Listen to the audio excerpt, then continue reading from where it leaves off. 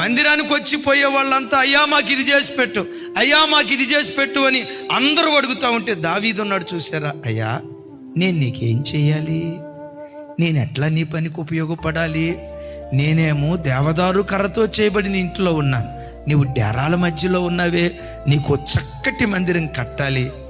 ఆ మాట అంటే దేవుడు ఆ మాట విని అబ్బురు పడిపోయి ఉంటాడు.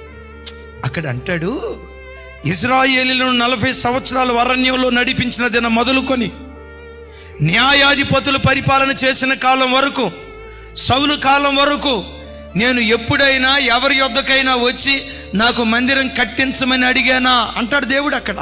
అంటే పరోక్షంగా ఆ మాటలో ఉన్న అర్థం ఏంటో తెలుసా? ఎవ్వరికి రాని ఆలోచన నీకు వచ్చింది దావీదా, నా మనసు గెలుచుకున్నావు దావీదా. నా ఇల్లు కట్టాలనుకున్నావే, నీ ఇంటిని నేను కడతా.